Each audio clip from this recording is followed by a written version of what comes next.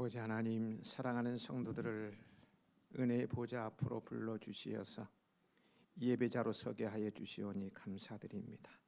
이제 펼쳐진 성경을 통하여서 주시는 주님의 말씀 받게 싸우니 성령으로 감동하시며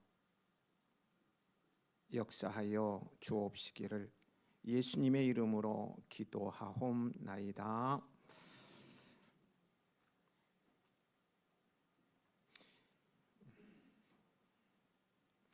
어떤 사람이 여객선을 타고 가던 중 폭풍이 일어났습니다. 처음에는 그저 잠깐 지나가는 것이겠거니 생각을 했는데 갈수록 배는 무섭게 흔들리고 많은 사람들이 걱정에 빠졌어요. 이 여행객은 참다 못해서 갑판 위에 선장실로 올라갔습니다. 선장에게 상황을 물어보기 위해서였어요. 그런데 그가 선장의 얼굴을 보는 순간 두려움이 한순간에 사라지는 것을 느꼈습니다. 왜냐하면 선장의 얼굴이 얼마나 평안한 얼굴이었는지 태평스럽게 미소까지 띠고 있었기 때문이었습니다.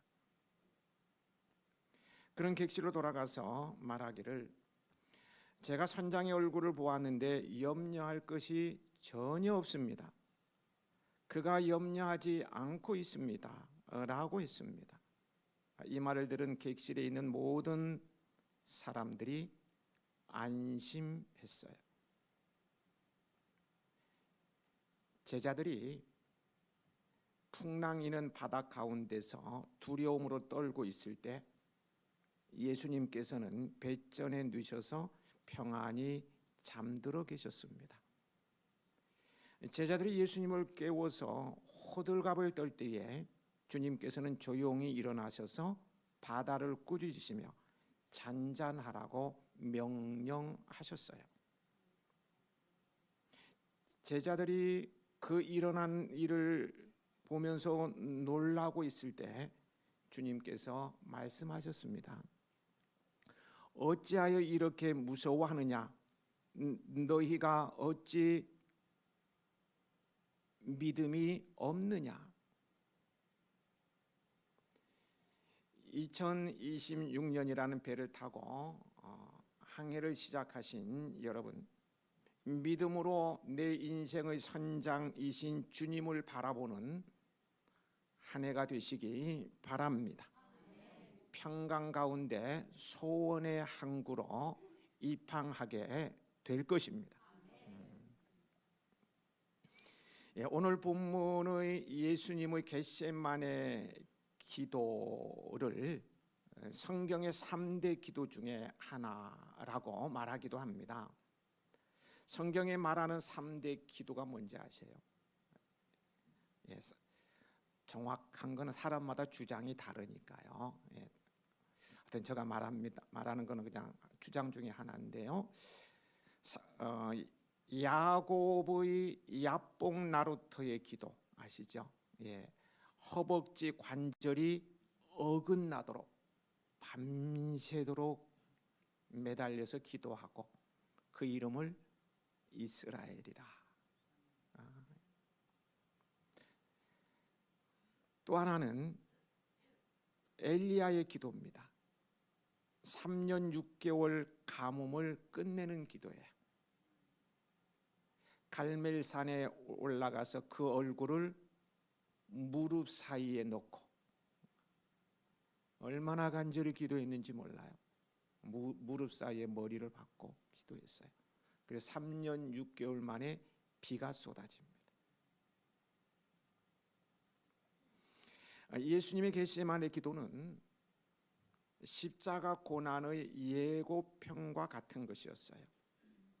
그동안 살펴본 대로요, 예수님께서는 이미 십자가 죽음을 예견하시고 제자들과 함께 최후의 만찬을 가지셨어요. 그런데 바로 그 자리에서 가룟 유다가 자리를 박차고 나갑니다.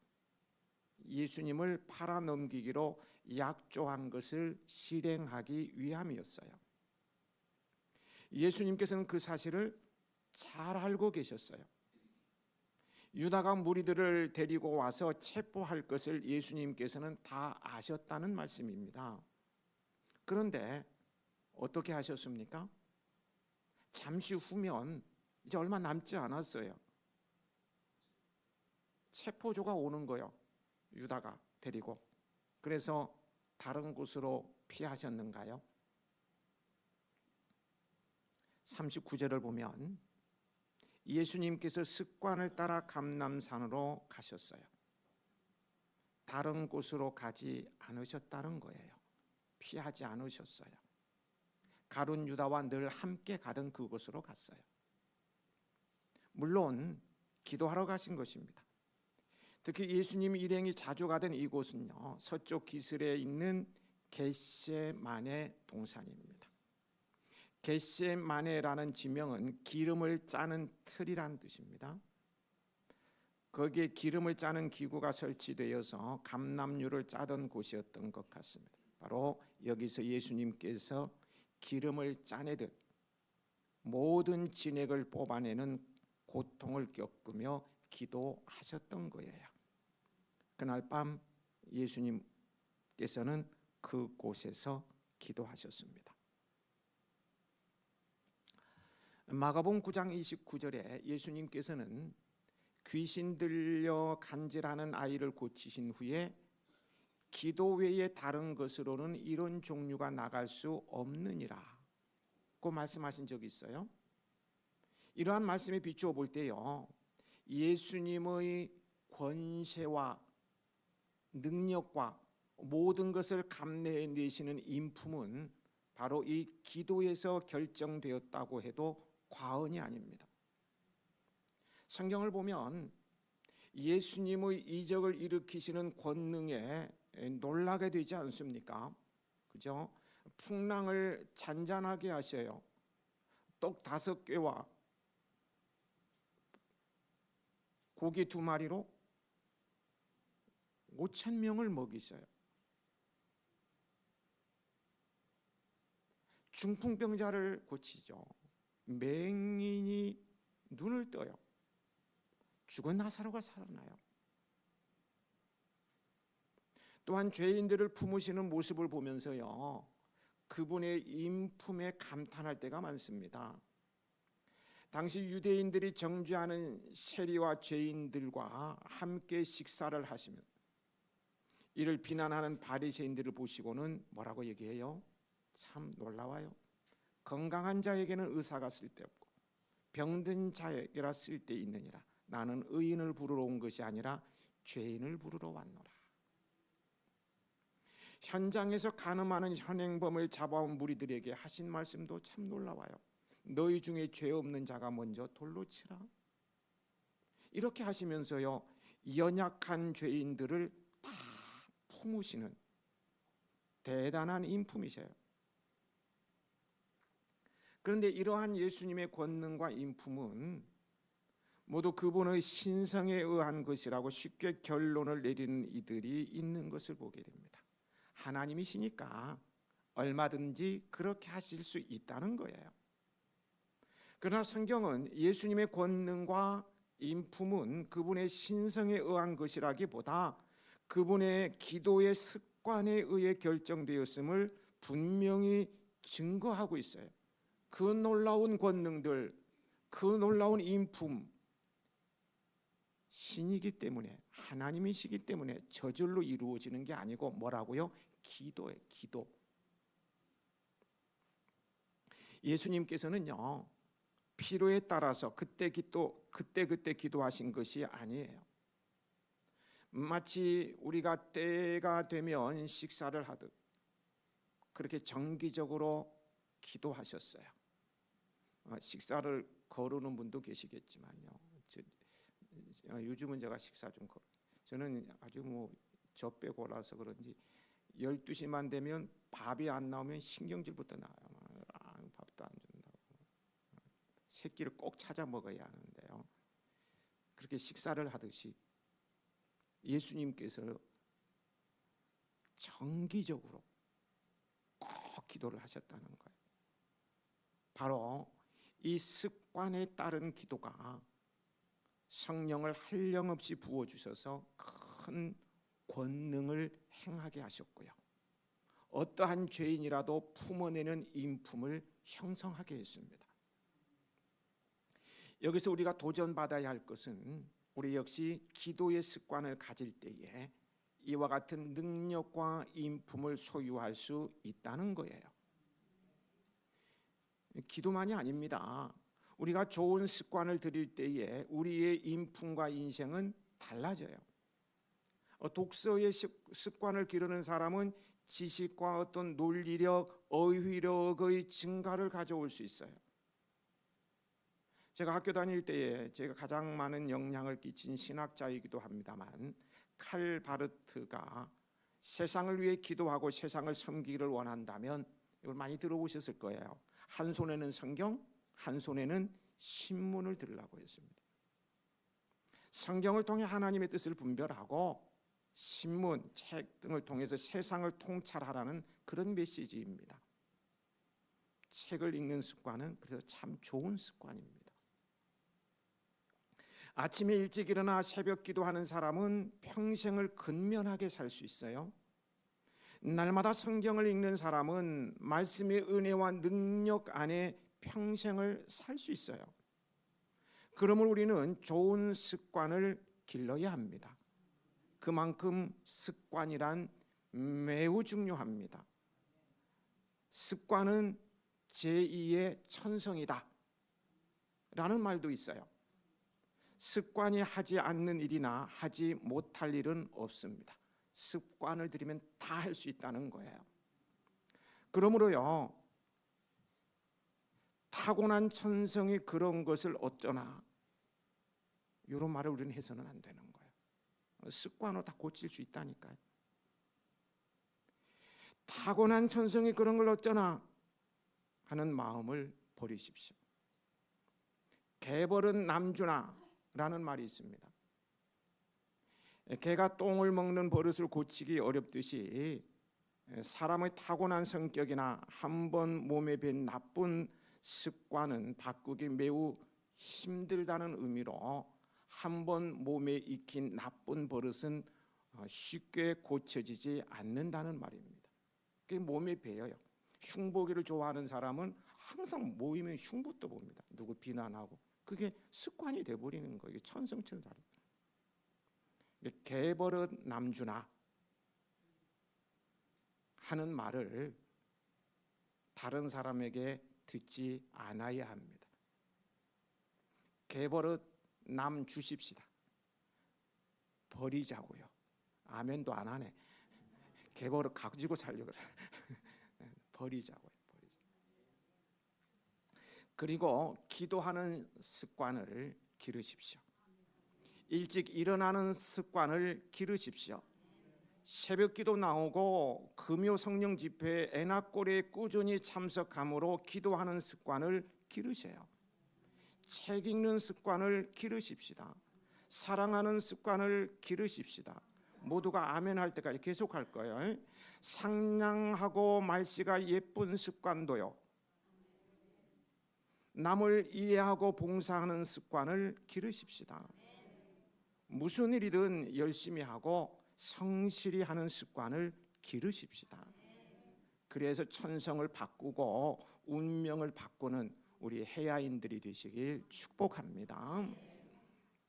40절을 보면은요, 예수님께서는 제자들을 향하여 유혹, 다르게 말하면 시험에 할 수 있어요. 유혹, 시험에 빠지지 않게 기도하라고 말씀하십니다. 이 말씀 속에서 기도에 관한 매우 중요한 사실 하나를 깨달을 수 있어요. 그것은 바로 기도는 유혹, 시험에 들기 전에 해야 한다는 거예요. 이는 역으로 말하면 기도해야 유혹에 빠지지 않고 시험에 들지 않는다는 말이 되어요. 많은 성도들이 교회에 나와 기도하는 것을 보면 나름대로 사연이 있습니다. 문제가 발생해서 기도하는 것을 발견할 수 있어요. 또 어려운 문제가 발생할 때 목회자에게 다급하게 기도 요청하기도 합니다. 물론 이렇게 문제가 발생해서 기도하는 것도 소중한 일입니다. 그것을 나무라는 것이 아니에요. 그렇게도 해야 합니다. 다만 선후가 바뀌어서는 안 된다는 거예요. 우리가 실패하는 이유가 바로 여기에 있습니다. 생각해 보십시오. 예수님의 제자들이 예수님께서 깨어 유혹에 빠지지 않게 기도하라 이 말씀하시잖아요. 이 말씀하셨을 때에 그들이 기도했다면 예수님의 체포와 죽음 앞에서 그들이 그렇게까지 무기력하게 당하기만 했겠습니까? 그렇게까지 비굴하기만 했겠습니까? 비참하게 비굴한 모습을 보여주잖아요. 보십시오. 그런데요, 그런 그들이 그렇게 비참하게 깨지고 비굴한 모습만 보이던 그들이 나중에요, 기도하던 중에 성령을 받고 얼마나 당당해졌습니까? 사내들인 의원들조차 베드로와 요한을 잡아들이기는 했지만 당당한 그들 앞에서 비난할 말이 없어 전전긍긍하는 무기력한 모습을 보여요. 그들 앞에서 비난할 말이 없어 전전긍긍했던 거예요. 기도하기 전에는 세상 앞에 무기력하던 제자들이 기도하고 나니까 세상이 그들 앞에 무기력합니다. 세상을 감당하지 못할 사람에게서 세상이 감당하지 못할 사람으로 천지개벽과 같은 일이 벌어진 거예요. 무슨 차이에서입니까? 그 차이가 뭐예요? 바로 기도의 차이입니다. 기도의 차이예요. 그들이 무기력하게 당하기만 했을 때에는 기도하지 않을 때예요. 잠만 잤어요. 기도하지 않고. 그러나 그들이 기도할 때에는 당하기는커녕 오히려 상대방을 압도했어요. 권세가들을 당황하게 만들었어요. 그러니 기도가 얼마나 중요한 것입니까? 우리가 세상을 살아가면서요, 세상을 살아나가면서 언제 어떤 일을 당할지 누가 알겠습니까? 하루 동안에도 무슨 일이 일어나는지 모르는 게 우리. 언제 어느 순간에 어떤 시험이 닥쳐올는지 아무도 장담할 수 없는 거예요.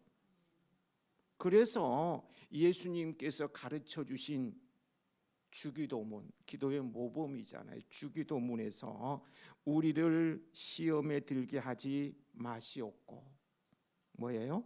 시험에 들지 않도록 미리 기도하라고 가르치신 거예요. 기도할 때 어떤 시험이라도 능히 감당할 용기와 힘이 생기기 때문입니다. 겟세마네에서 그 고난, 이 죽음의 십자가를 향해 유다가 무리들을 대제사장 종 무리들을 데리고 와서 체포하고 가시잖아요. 그때 비굴하게 끌려갑니까? 아니에요. 힘차게 발걸음을 내딛는 모습을 보십시오. 무엇이 그것을 가능하게 했겠습니까? 바로 그 앞전에 기도했어요. 기도하셨기 때문에. 그런데도요, 기도하지 않는 사람은 정말 따라해 보시겠어요? 배짱 좋은 사람. 네, 배짱 좋은 사람. 다시 한번 해보시겠어요? 배째라는 사람. 배째라는 사람이에요. 배째라는 사람. 응? 그러다가 진짜 배째지면 어떡하죠? 그런 배짱은 없을수록 좋은 것이에요. 일이 발생해서 다급하게 기도하는 사람이 아니라 일이 발생하기 전에 미리 기도하는 사람이 지혜로운 사람이란 사실을 명심하고 미리 기도로 시험을 대비하는 저와 여러분이 되기 간곡히 부탁드립니다. 두 분이 아멘을 안 해서 또 반복하겠습니다. 너무나 간곡하기 때문입니다.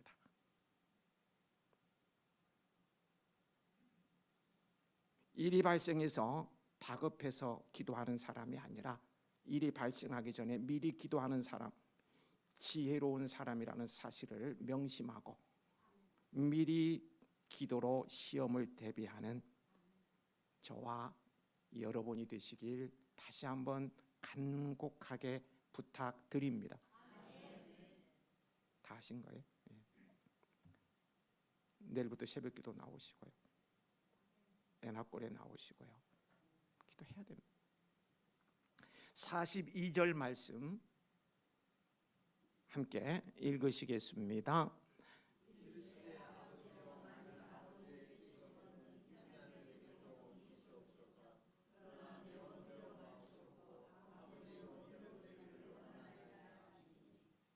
여기에 보면 거기 44절의 표현처럼요, 땀이 땅에 떨어지는 빗방울같이 간절히 기도하신 예수님의 기도예요. 그런 기도는 하나님의 뜻을 꺾는 기도가 아니었음을 보여줍니다.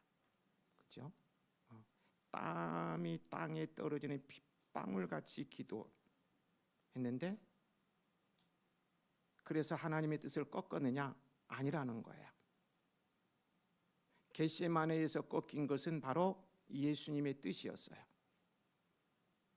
이 점에서요, 예수님께서는 가장 위대한 기도의 모범을 보여주셨습니다. 오늘날 얼마나 많은 사람들이 하나님의 뜻을 꺾는 기도에 주력하는지 모릅니다. 그들은 있는 힘을 다해 자기의 뜻을 들어달라고 간청합니다. 금식을 하는 성도도 있고 있는 힘을 다해 부르짖어 기도하는 성도들 줄기차입니다. 그 애절한 기도에 충분히 공감을 합니다. 하나님께서 들어주실 것 같습니다. 성경에 나오는 위대한 기도의 사람들의 기도의 자세도 그러했다고 할 수 있어요. 앞에서 3대 기도에 대해서 말씀을 드렸죠. 엘리야의 기도, 야곱의 기도, 정말 간절한 기도였어요. 우리도 그렇게 기도해야 합니다. 그러나 우리는 그렇게 기도함으로 문제 해결도 중요하지만 근본적인 문제의 원인에 대해서도 생각을 해야 합니다. 내가 바뀌어야 세상이 바뀐다는 말이 있어요. 모든 문제의 근원은 바로 나에게 있음을 가르쳐주는 말이죠. 그런데 이렇게 못난 나, 문제투성이인 나는 변할 생각을 안 합니다. 그리고는 오직 문제 해결만을 해달라고 매달립니다. 그래서 문제 해결이 되겠습니까? 또 문제 해결이 된다고 하더라도 그것이 무슨 의미가 있겠습니까? 곧 새로운 문제가 발생할 뿐입니다. 내가 안 바뀌, 또 문제가 생기는 거예요.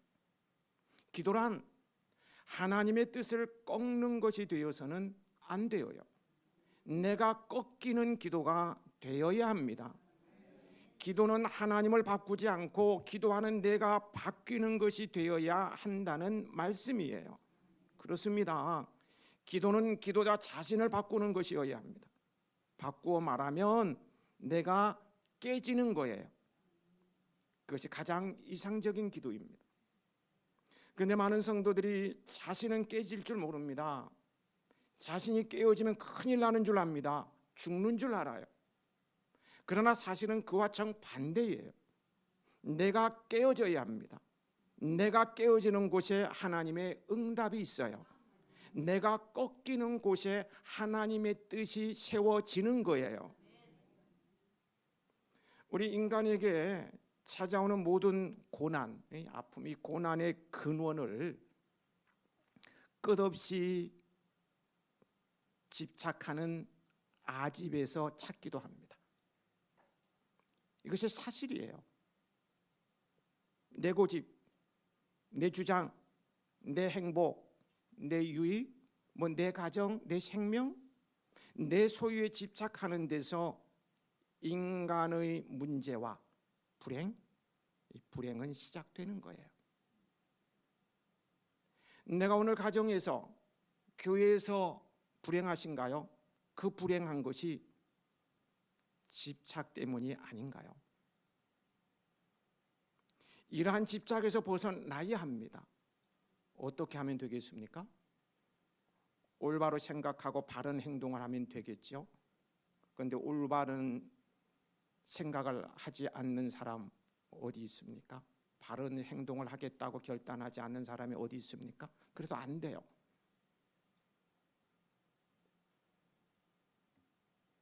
그것은 사람의 노력으로 되는 것이 아니라는 거예요. 바로 기도의 과정을 통해 하나님께서 깨뜨려 주실 때에 깰 수 있는 거예요. 기도를 통해 자아가 깨져야 합니다. 고집이 부서져야 합니다. 그래서 내가 꺾여야 합니다. 기도만이 그것을 가능하게 합니다. 근데 만약에요, 기도를 통해서도 깨지지 않으면 그것은 하나님이 안 들어주시고 그런 게 아니고 내가 잘못된 기도를 하는 게 잘못된 기도일 뿐이고 그것뿐만 아니라 기도한 시간만큼이나 자아를 강화시켜 버립니다. 그래서 어떤 사람이 되냐면은 꽉 막힌 고집불통이 되어버려요. 꽉 막혀버려요. 기도를 통해서 자신이 깨어지지 않고 자신이 잘못된 것을 모르는 사람은 더 고집불통이 되어버린다는 거예요. 이런 사람들 때문에 기도하는 사람이 더 고집불통이라는 불명예를 선량한 기도의 사람들에게까지 안겨주어서 욕먹이기도 합니다. 우리는 기도를 하되 자기가 깨어지는 기도를 해야 합니다. 하나님만 깨뜨리려고 하는 기도는 기도가 아닙니다. 욕심 덩어리입니다. 항상 문제는 하나님 편에 있는 것이 아니라 내 편에 있어요. 그러니 기도할 때 내가 깨어져서 그것을 받을 수 있는 사람이 되도록 기도해야 합니다. 내가 꺾이는 것이 기도라니까요. 내가 바뀌는 게 기도라니까요. 이것이 이상적인 기도입니다. 여러분이 하나님 앞에서 드리는 모든 기도가 이렇게 내가 꺾이는 기도가 되시기를 축복합니다. 그러면 주님께서 일을 하십니다. 주님께서 내 생애를 책임지셔요. 이보다 확실한 보장이 어디에 있습니까? 내가 꺾이고 주님의 뜻이 세워지기를 원하는데 주님께서 전 생애를 책임지지 않으시겠습니까? 45절을 보면 기도를 마치고 제자들에게 가신 예수님께서는 제자들의 슬픔으로 인하여 잠든 것을 보셨습니다. 마태복음 26장 38절에 보면은요, 예수님께서는 기도할 때요, 마음이 심히 고민하고 죽게 된 상황에서 기도하셨어요. 어느 정도를 알 수 있죠? 주님의 마음이 심히 고민하고 죽게 된 상황에서 기도했어요.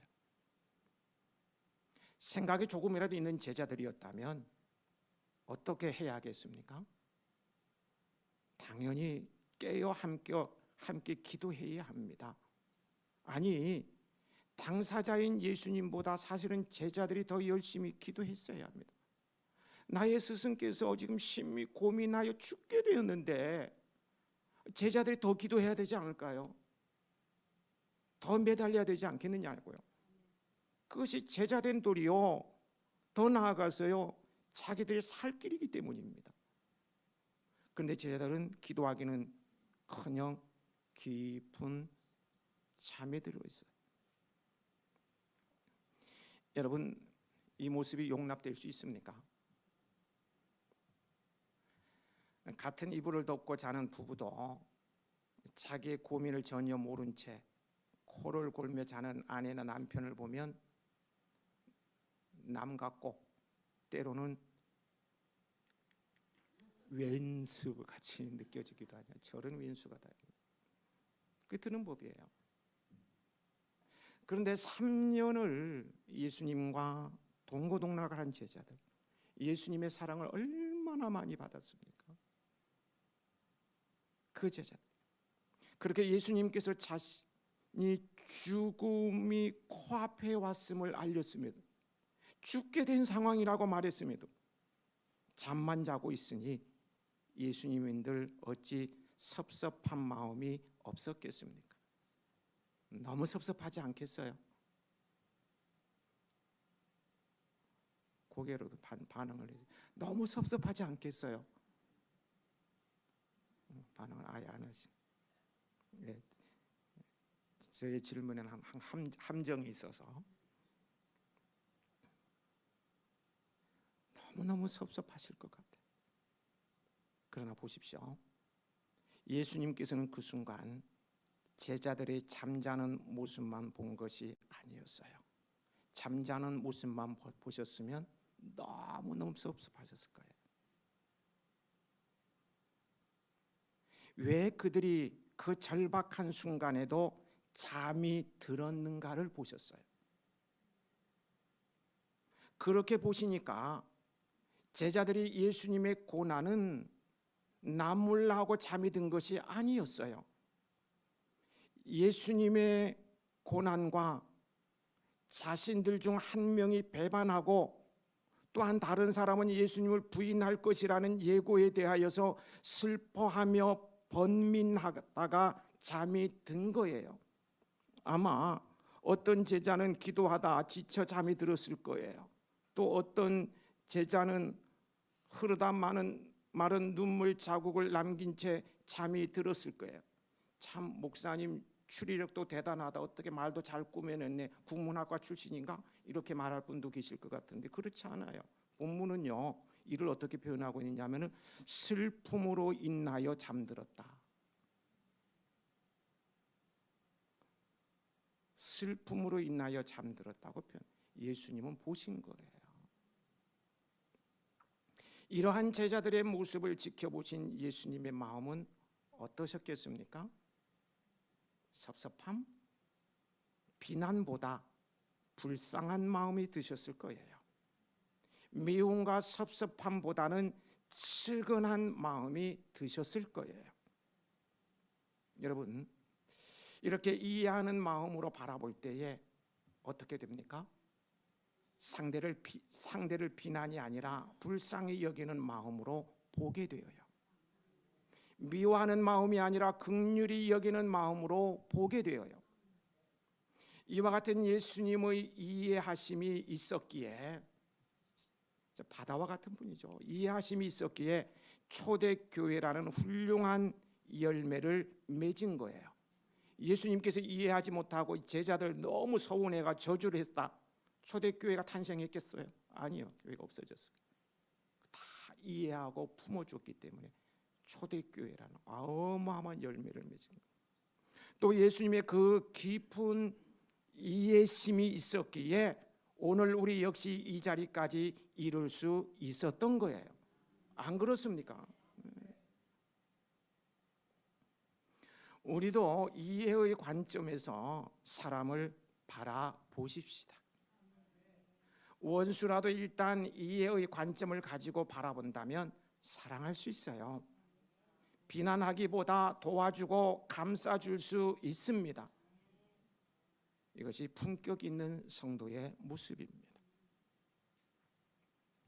46절 말씀 함께 읽으시겠습니다.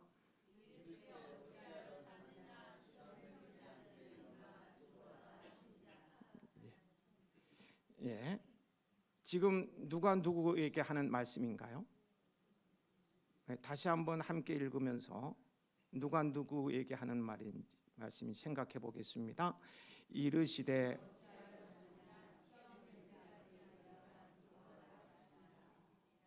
지금 누가 누구에게 하시는 말씀인가요?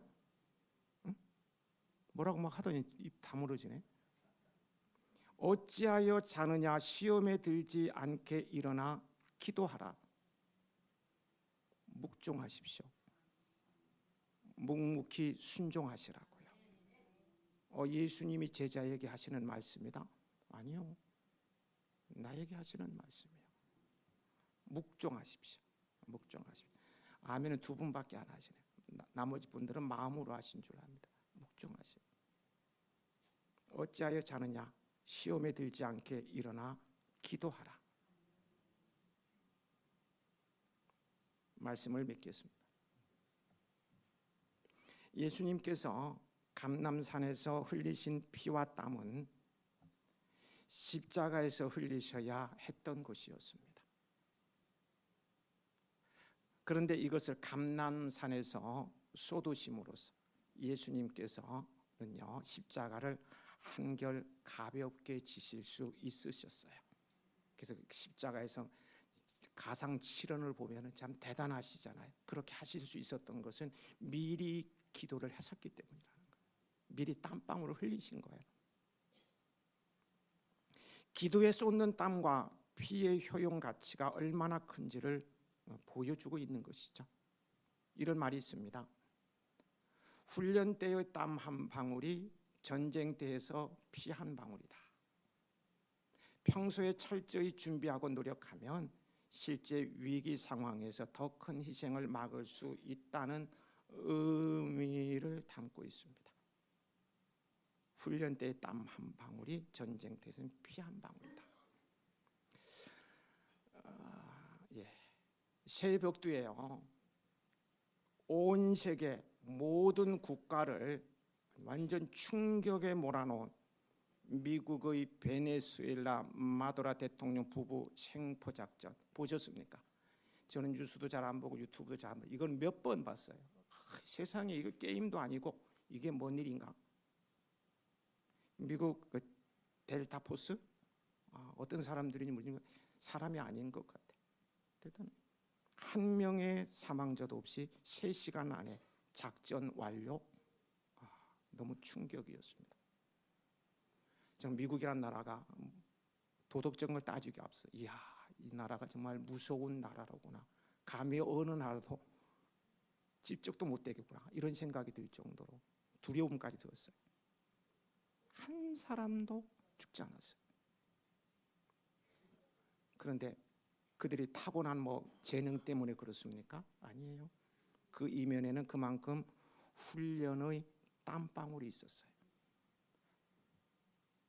여타 다른 국가 특수 공격대 어느 그들 이상의 훈련이 있었다는 거예요. 따라올 수 없는 철저한 훈련, 땀방울이 있었다는 거예요.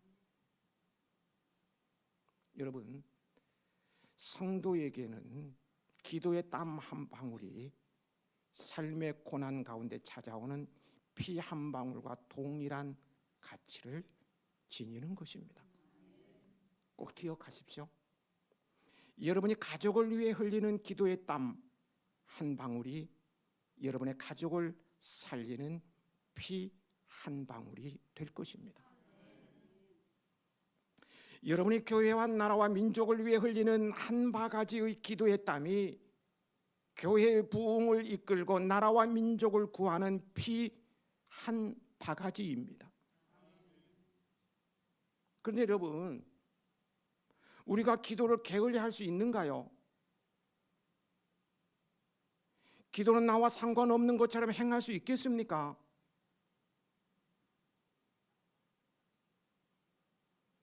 기도는 특정한 열심히 있는 성도만의 전유물이 아니에요. 내 아내나 하는 기도고 내 어머니나 하는 기도고 아니에요. 내가 기도하지 않음으로써 가정이 죽어갑니다.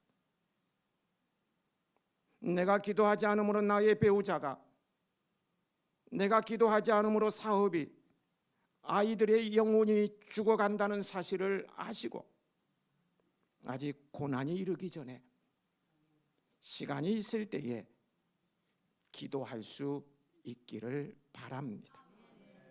기도는 생명이요, 능력이요, 이룸입니다.